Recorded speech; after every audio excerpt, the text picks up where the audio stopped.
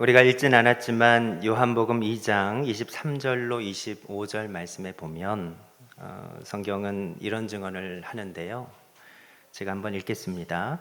6월절에 예수께서 예루살렘에 계시니 많은 사람이 그의 행하시는 표적을 보고 그의 이름을 믿었으나 예수는 그의 몸을 그들에게 의탁하지 아니하셨으니 이는 친히 모든 사람을 아심이요 또 사람에 대하여 누구의 증언도 받으실 필요가 없었으니 이는 그가 친히 사람의 속에 있는 것을 아셨음이니라.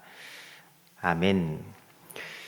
6월절에 예수님께서 예루살렘에 계시면서 표적을 행하셨고 또 많은 사람들이 주님의 행하시는 표적을 보고 예수님의 이름을 믿었다고 합니다. 어떤 표적을 보이셨는지 정확하게 말하고 있지는 않지만 사람으로서는 행할 수 없는 놀라운 기적을 보여주신 것 같아요. 이미 아시다시피 물이 포도주로 변한 사건을 주님이 보여주시지 않으셨습니까? 사실 물이 포도주로 변한 것, 그것은 보고도 믿을 수 없는 엄청난 기적이죠. 그래서 오직 하인들만 그것을 알았다. 이제 그렇게 기록하고 있고 제자들이 그것을 보고 믿었다라는 것입니다. 그래서 하인들도 사실 그들이 행하긴 했는데요. 물이 포도주로 변한 기적을 실제로 눈으로 봤는데요. 그것을 말할 수가 없었어요. 왜냐하면 미쳤다고 할 거 아니에요. 그런 엄청난 기적, 눈으로 보고도 믿을 수 없는 그 놀라운 기적, 하나님의 아들이 아니시면 하실 수 없는 그런 엄청난 표적을 행하셨기 때문에 많은 사람들이 그 표적을 보고 예수님을 믿었다. 성경은 그렇게 증언을 합니다. 그런데 24절 말씀을 보면 예수님이 표적을 보고 믿음을 가졌던 이들에게 몸을 의탁하지 아니하셨다. 이제 이런 말씀이 있습니다. 근데 이제 이것을 다른 번역은요, 마음을 주지 않으셨다. 이제 이렇게 번역하기도 합니다. 그래서 그들의 믿음을 주님께서 신뢰하지 않으셨다는 거예요. 왜냐하면 주님께서는 모든 사람들의 마음을 속속들이 다 아시기 때문에. 그래서 사람은 사실 이렇게 사람이 말하지 않으면 그 사람 마음에 어떤 생각이 있는지, 어떤 마음이 있는지 잘 모르지만 우리 주님은 그 마음 속에 어떤 마음이 있는지, 그 속에 어떤 믿음이 있는지 전부 다 아시는 분이시기 때문에 그들 안에 믿음처럼 보이는 그런 믿음이었다 할지라도 그들 안에 있는 믿음을 정확하게 다 아셨다는 것입니다. 그래서 그들이 표적을 보고 믿었던 그 믿음은 주님께서 신뢰하실 수 없는 믿음이었다 하는 것입니다. 여러분, 주님은 사람 마음 안에 있는 믿음을 다 아십니다. 사람들이 볼 때는, 또 자기가 자기 스스로 볼 때는 야, 뜨거워 보이고 열정이 있어 보이고 나 정도면 되지 않냐, 이런 착각이 있을지라도 주님께서 인정하실 수 없는 믿음이 있다는 것입니다. 그것이 표적 믿음인데 보고 믿겠다는 것. 그래서 자신이 원하는 대로 이루어지지 않으면, 즉 자신이 기대한 바대로 표적이 드러나지 않으면 그 믿음은 순식간에 허물어져 버리는 믿음입니다. 그러니까 자기가 원하는 대로 하나님께서 뭔가를 이루어 주시지 않으면 믿음이 흔적도 없어지는 그런 믿음. 그것은 믿음 같아 보이지만 믿음이 아닌 것입니다. 주님께서 그런 믿음은 인정치 않으신다는 거예요. 그리고 우리 주님께서는 우리에게 주고자 하시는 믿음이 그런 표적 믿음이 아니라 우리를 천국 백성으로 살아가게 하시는 참 믿음을 주고 싶어 하신다 하는 것입니다. 여러분, 주님께서 하나님의 아들이 되심을 받던 수많은 사람들이 있었습니다. 그곳에는 남녀노소, 빈부귀천에 없이 수많은 사람들이 있었어요. 어린아이부터 노년에 이르기까지, 그리고 잘나고 또 못나고, 배우고 못 배우고, 부자로 살고 가난하게 살고, 여러 가지 사람들이 다 있었습니다. 그리고 그들은 표적을 보고 예수님께서 행하신 기적을 보고 주님을 믿는 듯 보였지만 주님께서는 그들 한 명 한 명, 한 명 한 명 속에 있는 믿음의 정체를 분명하게 아셨다는 것입니다. 그리고 그들에게 몸을 의탁하지 아니하셨다라고 성경은 기록합니다. 그런데 이제 요한복음 3장에 보면요, 니고데모라 하는 사람이 나옵니다. 참 인상적인데 왜 하필 니고데모였을까? 거기엔 정말 수많은 사람들이 예수님을 믿고 또 그랬다고 그러잖아요. 그런데 그중 가운데서 한 사람이 예수님 앞에 나옵니다. 그래서 이 성경은 이 사람에 대해서 세 가지로 설명을 하는데 그 사람은 바리새인이다, 유대인의 지도자다, 선생이다. 이렇게 세 가지로 설명을 합니다. 바리새인이라 하면 그가 율법을 지키는 것을 생명처럼 여기는 사람. 바리새인들은 그래서 율법이 있으면요 막 생명처럼 지키는 거예요. 다른 사람 앞에서도 열심히 지키는 거예요. 그리고 인품이나 도덕적 수준이 굉장히 높은 사람이었습니다. 그러니까 인품이 굉장히 좋은 사람들이 있죠. 그래서 나이스하고 함께 있으면 깔끔하고 문제를 일으키지 않고 또 문제가 있어도 원만하게 잘 해결할 수 있는 그런 사람. 인품과 성품이 좋아서 사람들에게 막 존경을 받는 그런 사람이 바로 이 바리새인이었습니다. 또 그는 유대인의 지도자였어요. 그러니까 이 유대인의 지도자라 하면 산헤드린 공의회 회원이라는 얘기입니다. 우리로 치면 국회의원, 아니 그 이상의 사람. 이스라엘 민족 가운데 71명이 이제 의결 기관을 가졌는데 그들은 국가의 중대사, 종교적 중대사를 다 결정할 수 있는 권한이 있는 사람. 막강한 능력이 있었던 사람입니다. 또 선생이었다고 합니다. 율법을 정규 과정을 통해 철저하게 배웠고 율법을 해석하고 다른 사람들에게 하나님의 뜻을 가르쳐주는 선생입니다. 그러니까 우리도 그렇잖아요. 어떤 만약에 변호사가 된다 그러면 정규 과정을 다 거쳐야 되냐? 얼마나 어려운 공부를 합니까? 그리고 그렇게 율법을 열심히 어렵게 배워서요 해석할 수 있는 공식적으로 권한을 부여받은 사람이 바로 교사였습니다. 그래서 이 사람은 한마디로 이 당대 이스라엘 사람으로서는 최고의 배경을 가진 사람입니다. 그는 돈도 명예도 권력도 지식도 뭐 하나 부족함이 없었고 다른 사람들에게도 존경과 대우를 받아며 살아갔던 사람. 그렇게 부족할 것이 하나도 없어 보였던 그 사람이 주님 앞에 나왔다는 거예요. 참 놀라운 얘기죠. 가장 주님을 찾을 필요가 없어 보인 그 사람이 주님 앞에 나왔다는 거예요. 그런데 2절 말씀 보니까요, 그가 밤에 왔다고 그럽니다. 무슨 이유인지는 정확하지 않습니다. 여러 성경학자들은 해석이 갈려요. 사람들 눈에 피해 왔다, 아니면 시간이 없어 그때 왔다, 이렇게 여러 해석이 있지만 분명한 것은요, 그가 밤에 왔기 때문에 사람들의 이목을 끌지 않았던 것으로 보입니다. 그리고 그가 주님 앞에 섰을 때 그는 이런 말을 합니다. 2절 말씀 보시면 랍비여, 우리가 당신은 하나님께로부터 오신 선생인 줄 아나이다. 하나님이 함께 하시지 아니하시면 당신이 행하시는 이 표적을 아무도 할 수 없음이니이다. 아멘. 여기서 눈여겨봐야 될 것이 세 가지예요. 첫 번째가 예수님을 랍비로 부르고 있다는 거예요. 실제 랍비는 니고데모 자신이었습니다. 이 랍비가 되기 위해서 어마어마한 공부를 해야 될 뿐더러 인준을 또 받아야 돼요. 그래야 랍비가 되는 것입니다. 그런데 그는 예수님을 랍비, 율법에 정통한 사람으로 선생님으로 여기고 나왔다는 것을 알 수 있습니다. 그리고 두 번째는 우리가 당신은 하나님께로부터 오신 선생인 줄 압니다. 그러니까 자신뿐 아니라 그와 함께한 누군가가 예수님의 모습을 보고 하나님으로부터 온 선생님으로 결론을 지었다는 것입니다. 세 번째는 하나님께서 함께하지 아니하시면 이런 표적은 할 수 없는 일이다. 예수님을 하나님이 함께 하시는 분으로 여겼다는 것입니다.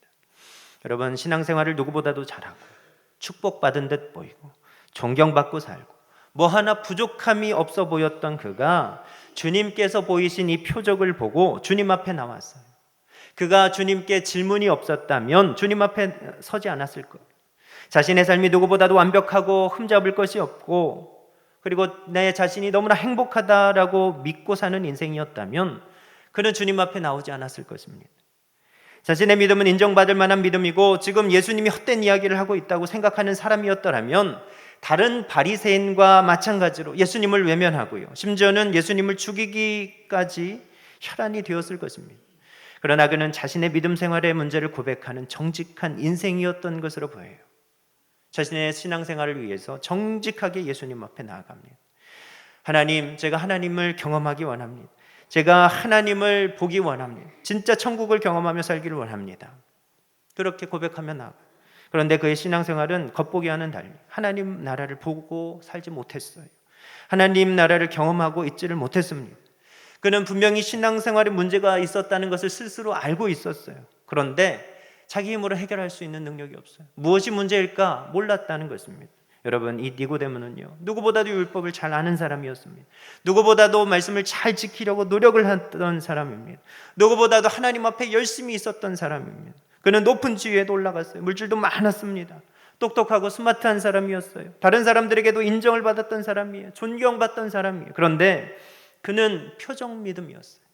자신의 힘으로, 자신의 의지로 하나님의 나라를 들여가려고 무단히 애를 쓰는 그런 믿음의 사람이었더라는 것입니다. 그런데 그가 신앙생활의 한계를 만났습니다. 그는 그 한계 앞에 정직한 질문을 해요. 이 믿음 생활이 맞는 것인가? 이렇게 신앙생활하는 것으로 내가 하나님 나라를 볼 수 있는 것인가? 내가 하나님 나라를 경험할 수 있는 것인가? 이렇게 정직하게 하나님 앞에 질문을 하는 것을 보게 됩니다.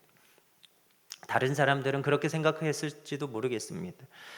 이 그의 외적인 모습을 보고, 아니 니고데모 같은 사람 아니면 누가 하나님 나라를 볼 수 있나? 누가 하나님 나라에 들어갈 수 있나? 그를 부러워했을 수도 있겠습니다. 그런데 이 정직한 니고데모는요, 정직하게 하나님 앞에 자신의 믿음 생활을 묻습니다. 주님, 제가 주님 나라를 보기 원합니다. 하나님 나라에 들어가기 원합니다. 하나님을 섬기는데 하나님 나라를 보지도 경험하지도 못한 자신의 신앙생활에 이 갈급함이 있었어요. 사람들은 그의 생활을 부러워했을지는 몰라도 주님께서는 누가 봐도 좋은 믿음의 사람처럼 보였던 니고데모를 정확하게 아셨다는 거예요. 니고데모의 이야기를 들을 필요도 없이 우리 주님께서는요, 그 니고데모의 마음에 어떤 마음이 있는지, 어떤 믿음이 있는지 정확하게 아셨다는 거예요. 그리고 그에게 그런 말씀을 주십니다. 3절 말씀인데요. 예수께서 대답하여 이르시되 진실로 진실로 내게 이르노니 사람이 거듭나지 아니하면 하나님의 나라를 볼 수 없느니라. 아멘. 얼마나 진심을 다해서 말씀을 하셨는지 진실로를 2번이나 말씀하셨어요. 사람이 거듭나지 않으면 하나님 나라를 볼 수 없다. 이 니고데모는요, 하나님 나라를 소망하고 있어요. 자신의 눈으로, 이 육신의 눈으로 하나님 나라를 보기를 원했어요. 간절히 바랬어요. 그는 어떤 기대를 하고 살았는가? 다윗과 같은 메시아가 왔어요. 이스라엘을 회복하고 하나님 나라를 세울 것을 기대하고 있었습니다. 그런데 예수님은요, 뭐라고 말씀하시냐? 사람이 거듭나야, 사람이 다시 태어나야 비로소 하나님 나라를 볼 수 있다라고 말씀을 주세요. 하나님께서 세우고자 하시는 하나님 나라와 니고데모가 바라고 꿈꾸고 있는 하나님 나라의 간극이 있어 보입니다. 니고데모는 이 2눈을 가지고, 육신의 2눈을 가지고 하나님 나라를 볼 수 있다라고 생각했는데, 주님은 거듭나지 않으면 하나님 나라를 볼 수조차 없다. 하나님 나라에서 사는 것은 고사하고 하나님 나라를 볼 수조차 없다라고 분명히 가르쳐주고 계시는 것입니다. 주님께서 간절하게 진심을 담아 말씀을 주세요. 니고데모야, 너는 성령으로 다시 태어나야 된다. 그래야 하나님 나라를 볼 수 있다. 그래야 천국 백성으로 살아갈 수 있다라고 우리 주님 말씀 주십니다. 그런데 이 간절한 말씀을 이 니고데모는 이해하기 어려웠던 것 같아요. 그가 말합니다. 주님, 사람이 늙었는데 어떻게 다시 태어날 수 있습니까? 어머니 뱃속에 들어갈 수 있는 법은 아니지 않습니까? 다시 태어나야 된다고 하시니까 뱃속에 들어갈 수 없다. 불가능한 일이다. 내 힘으로 할 수 없는 일이다. 이렇게 반문을 합니다. 그때 주님께서 이런 말씀을 주십니다. 5절로 7절 말씀인데 제가 좀 읽겠습니다. 예수께서 대답하시되 진실로 진실로 내게 이르노니 사람이 물과 성령으로 나지 아니하면 하나님의 나라에 들어갈 수 없느니라. 육으로 난 것은 육이요 영으로 난 것은 영이니 내가 내게 거듭나야 하겠다 하는 말을 놀랍게 여기지 말라. 아멘. 여기서도 진실로란 말씀을 2번이나 반복하세요. 진실을 간절하게 말씀하시는 것입니다.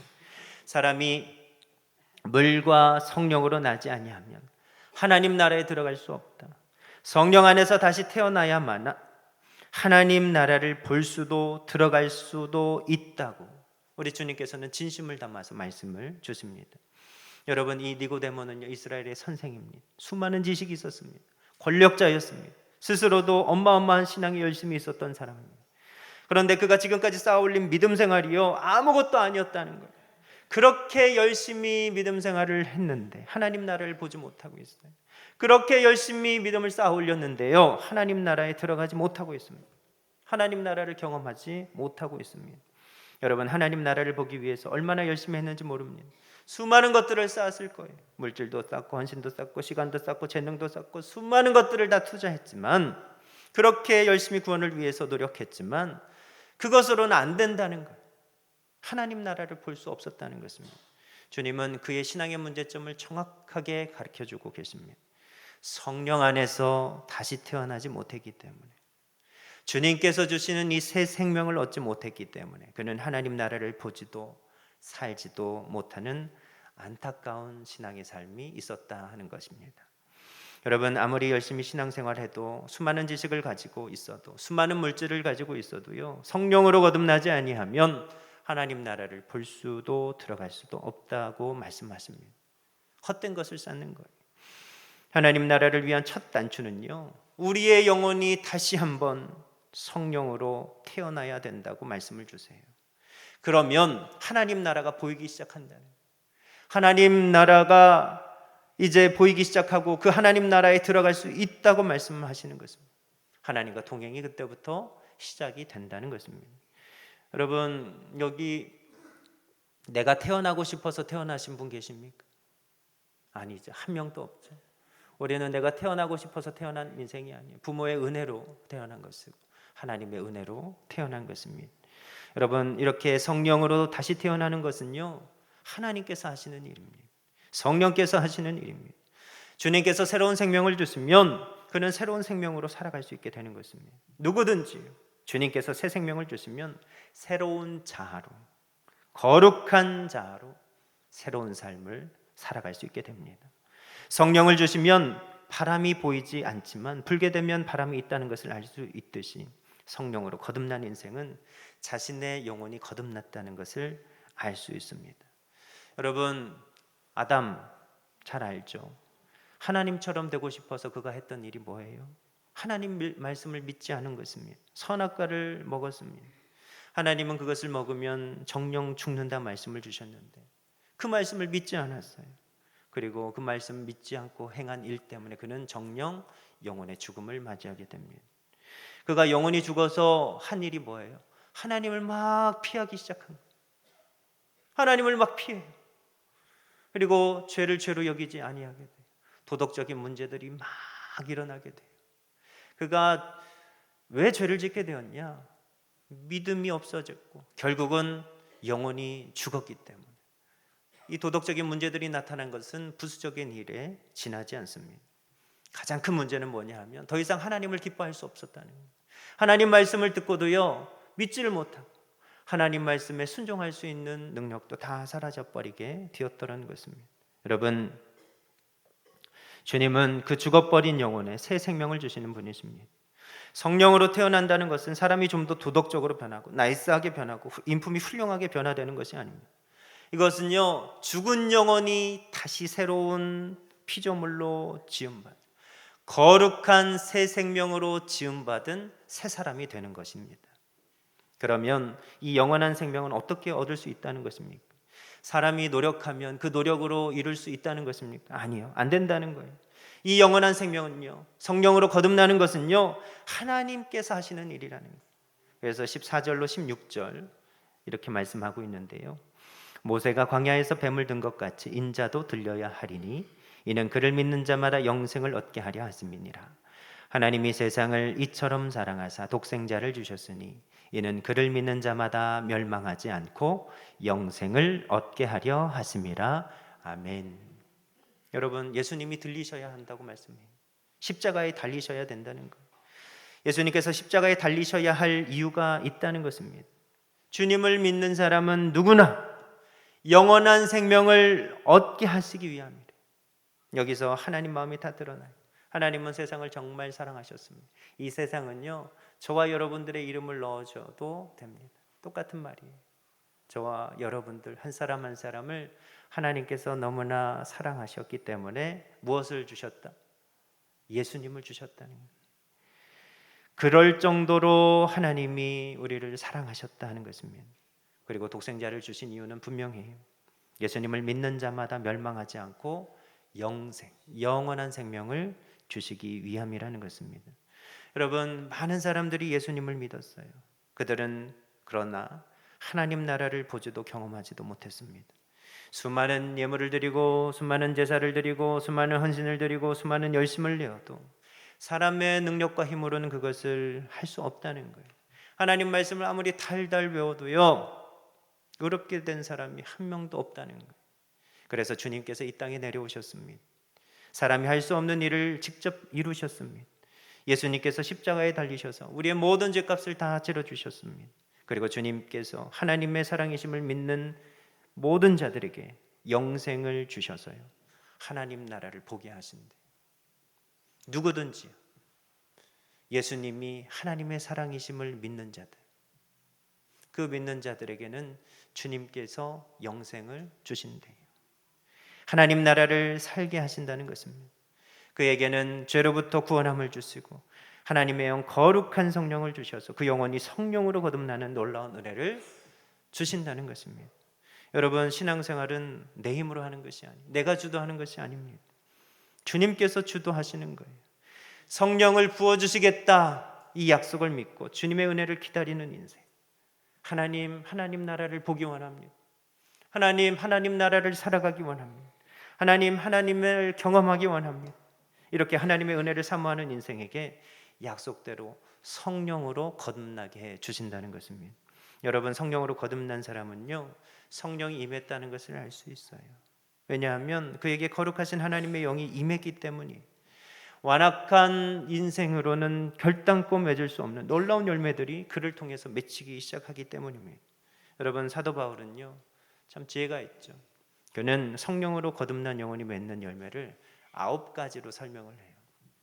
사랑과 희락과 화평과 오래 참음과 자비와 양성과 충성과 온유와 절제. 이 9가지를 통해서 성령이 역사하시는 사람의 특징에 대해서 소개를 하는데요, 한 가지만 살펴봐도요, 이것은 완악한 사람으로서는 절대로 이룰 수 없는, 성령이 임하셔야 성령이 자연스럽게 열매 맺게 하시는 거라는 것을 알 수 있습니다. 여러분, 사랑만 봐도요, 여러분, 우리가 어떻게 사랑을 합니까? 아무리 사랑이 많은 사람, 주는 것 좋아하고 잘 참는 사람이라 할지라도요, 완악한 인간이 할 수 있는 사랑은요, 조건적인 사랑밖에 없어요. 조건적인 사랑도 사실 어렵죠. 누군가 나에게 뭘 줬어요. 그러면 하나를 내가 줘요. 이게 사랑이에요, 거래예요? 사랑이에요. 내가 하나 받았으면 하나 주는 게 이게 사랑이에요, 거래예요? 거래죠. 사람이 할 수 있는 사랑은 그 수준밖에 안 된다는. 그런데 여기서 말하는 이 사랑은 원어로는 아가페인데요, 대가를 바라지 않는 거예요.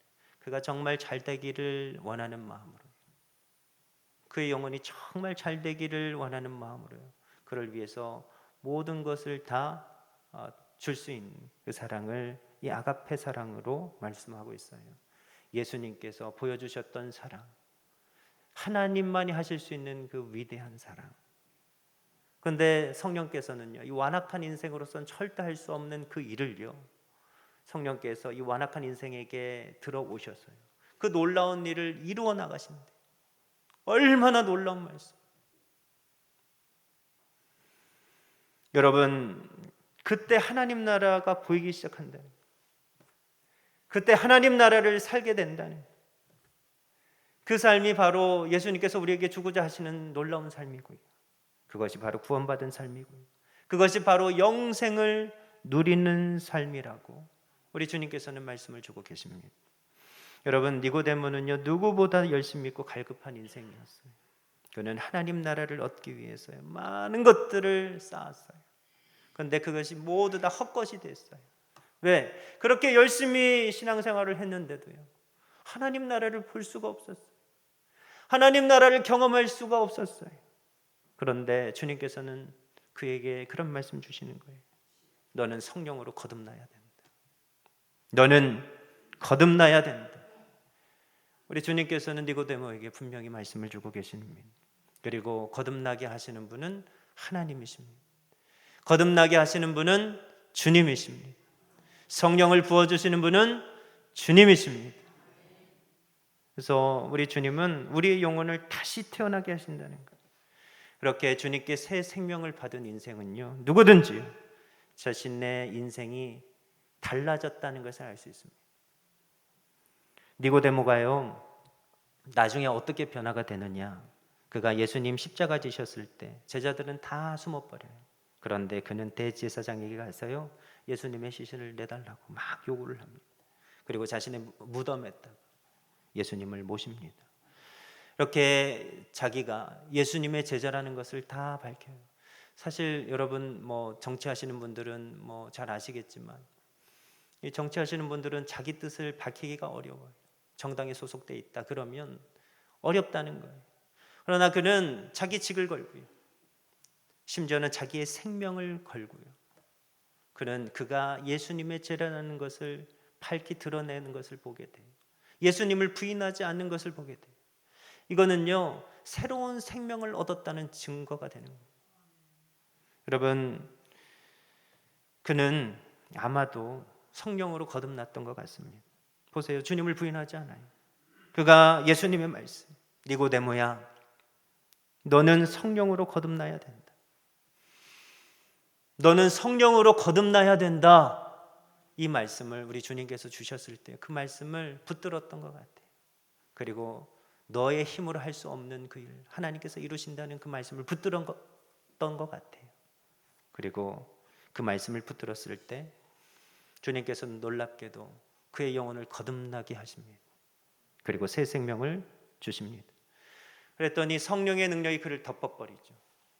성령의 놀라우신 은혜가 그를 덮어버려서 그를 이 세상에 사는 인생으로 사는 것이 아니라 하나님 나라를 사는 인생으로, 하나님 나라를 보는 인생으로, 하나님을 경험하는 인생으로, 하나님과 동행하는 인생으로 그 인생을 완전히 바꾸어 주시는 것을 보게 됩니다. 여러분, 영원한 생명을 가지고 주님의 증인으로 살게 하십니다.